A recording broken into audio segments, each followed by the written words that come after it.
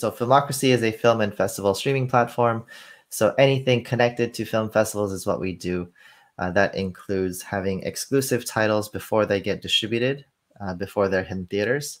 And so a good example of that is a film called One Night in Miami. It's a Regina King film that was produced by Amazon, and it was a part of the Bahamas International Film Festival, which was one of our clients.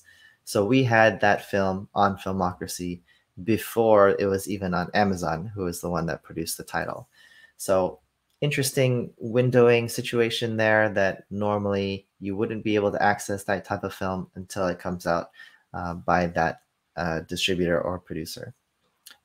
So we have about 180 film festivals to 200 film festivals a year, as I said earlier.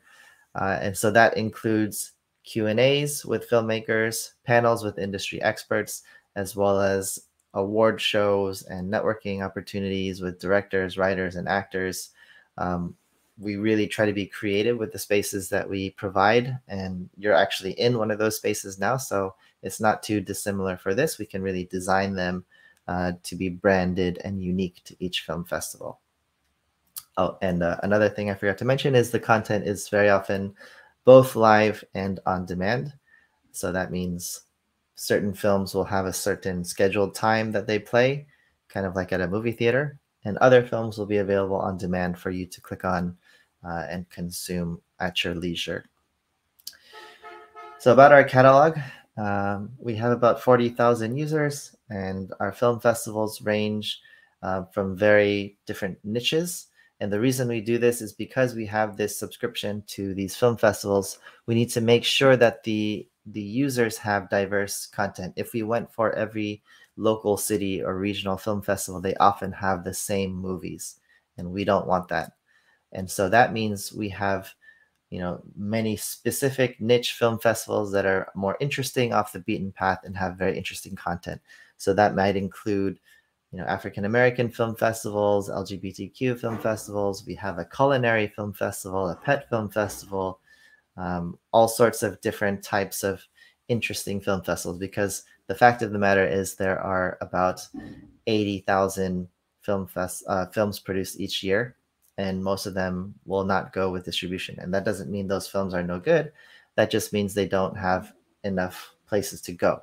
That's just the truth of the matter. We have more filmmakers than ever, more film festivals than ever. That's also true. But the media industry is consolidating, fewer studios, fewer places to be distributed. So on Filmocracy, in addition to the about 200 film festivals that we have, we also have a staying library of about 3,500 titles, and that periodically gets updated as we make more deals with distributors and filmmakers. And the festival titles, each film festival will have anywhere between 50 to 150 films in their programming, although we do have one film festival coming up that has 1,000 films. So it can really range. Those films will stay on the platform for about a month or so, and then they will be taken off as they try to seek distribution. In addition to those festival movies, we also have the panels and Q&As.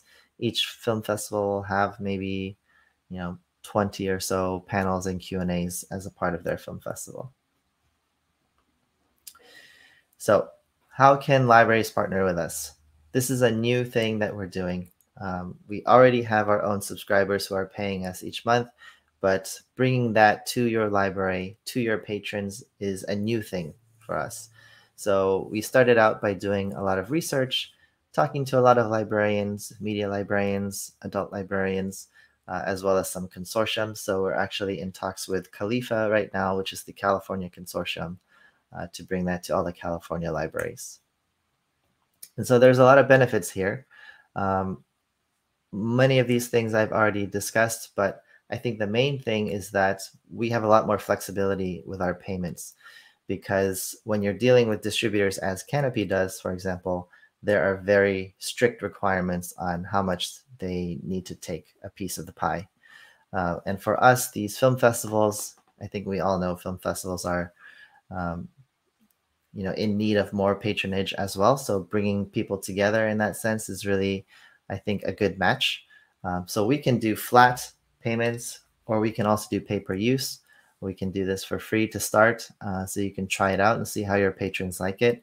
And there is no minimum to get started with us. So the pay models are available on our website. It's just lib.filmocracy.com. But we're very flexible. So we know that every library, excuse me, has a different budget, has a different audience, has a different demand. So, we're very open to having that conversation to find the right pricing model for you, for your library, because, it really depends on so many different factors. And we're not trying to just make a program and get as much money out of you and then maybe you'll stay or maybe you'll leave. No, we are looking for long-term partnerships. And so we have to find the right deal for everyone. Douglas asked, what's the URL for pricing? I'm going to put that in the chat. I will also send out a follow-up email that has this information. No need to worry about that. But I think I'm also about to show you in a slide or so. So really, the difference also between us and other film festival platforms that exist is most film festival platforms are purely VOD plays, on-demand plays. So they'll often use Vimeo or they'll have their own streaming solution, but it's only the films that they'll very often do. And what we do is we build communities. We have these panels and Q&As where audiences can interact with each other. I have not enabled that feature in this webinar, but in a normal webinar I might do elsewhere, I would be able to have all of the people who are in this webinar now talk to each other, ask questions, and then you can even go to the networking rooms later if you'd like. But that's a big part of what we do, which is this interactivity and fostering community through these live and interactive panels that really peel the curtain back from the film industry. It can often feel like a black box when you're an outsider. But once you're inside, you can see like this is an approachable industry. People want to help each other and teach each other and help each other grow in their careers. And that's the same for whether you're a filmmaker or just a cinephile or somebody who just likes watching movies casually. It's all very interesting stuff. All right, so pricing, as somebody asked earlier, we're going to dive into that. So these are the pricing models that we've been able to come up with based on our conversations with many librarians over our research period. However, if there needs to be flexibility here, if you feel like in your community, you don't know if this is like going to be the most popular thing because it's like they're not such a film community. Sure. Okay, then we can adjust the pricing to something that makes sense. And this can always adjust. We're not going to try to sign you into some long-term contract that you can't get out of. It's really just about finding the right fit for you. So on the left side, you can see a flat pricing. This is actually based on what Khalifa gave us for a similar digital product. And Khalifa doesn't do any pay-per-use pricing. So that's why we came up with flat pricing. We weren't going to do that from the beginning. So we have decided that, okay, based on the population served of your library, we have a different price for each customer, and then that will create what that amount is. And so the minimum is just the calculation of if we multiplied the customer price by the population served, then we get the minimum. The other side, the right side, is the pay-per-use side. This is very similar to how Canopy operates. So they're charging per feature film stream, and I think they do for a 3-minute stream or something like that. That's a little bit, I think, aggressive, and we're looking at 5 minutes that we'll charge for somebody watching that. But we also have a lot more different types of content, so that means we need different pricing for shorts or Q&As or panels. So that's how the pricing is separated there. And then depending on if you reach a certain amount, then we'll add an additional discount. So you can see that in the bottom chart, the pricing tier and the discount that is associated with it.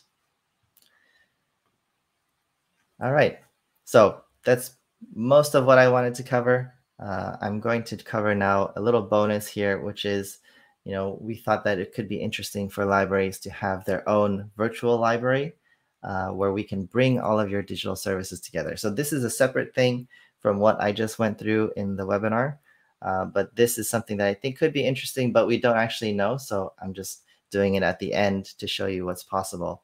And basically what we would be doing is we would be taking your website and turning it into a virtual place. So your library on your website very often will have a section that has digital books and digital music and digital blah.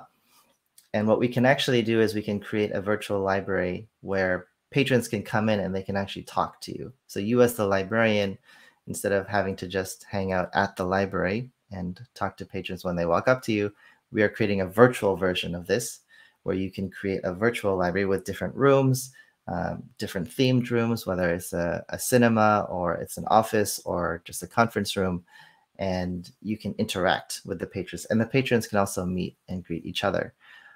So that's an idea that we've been playing around with. This has much less research behind it. It's just something that we felt could be interesting for libraries to move more forward into the digital age as people start working from home and moving to different communities that may be farther away from libraries. This is an opportunity for people to be able to gather together. So that is the Spaces program. And now what I will do is I will open it up for questions. And so I'm going to now show all of you. Hopefully you feel comfortable with that. So you guys are now able to turn on your mics and you can say anything you want, or I can just keep rambling here. But if anybody has any questions, I'm very happy to answer them now. I see there's a couple people with cameras on, which is great. So is there a maximum, like for example, let's say we do the flat fee, is there a way to like, okay, we only want to spend this amount this month or whatever? Yeah, if you want to cap it, then we can certainly cap it.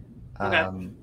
You know, it's really about finding what works for you and your library. You know that library budgets are always stressed, and you know, Canopy can get very expensive and scary if you don't have a cap. So we're very cognizant of all of that.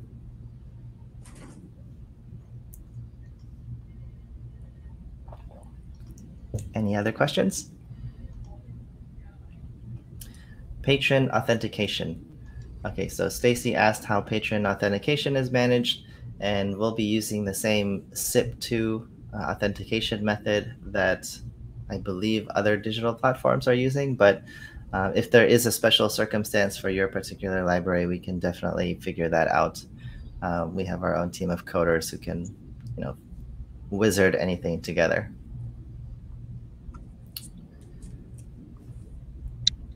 I have a question too. So it's very common for us to do free trials or period of time to test out patron engagement before we commit to a new resource. So I was wondering if you could talk a little bit more about what a trial run would look like before jumping into a subscription. Absolutely, yeah. So it's very important, I think, for us to figure out not only if patrons will use it, but how we market it to patrons. And this is obviously a new program that I just explained to you. So our trial period is a bit longer than normal. So our trial period will last for 60 days.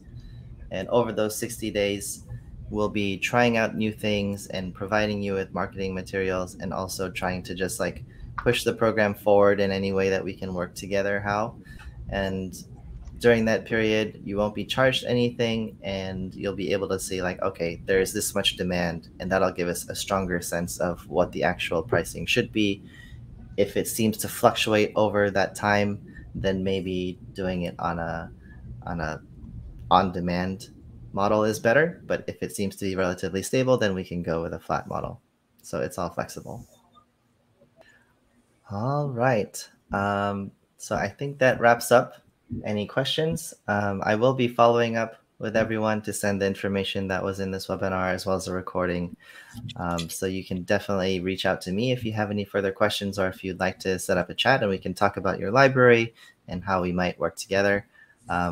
Other piece of news is we have a brand refresh, redesign that will be coming out in the next 2 months or so. So that'll be really exciting. The platform will look even more cool than it does now. And, you know, we're always working to get more interesting, bigger festivals and to expand our offering. So I hope you all have a great day. It was very nice chatting with you all, and feel free to use the networking rooms if you'd like.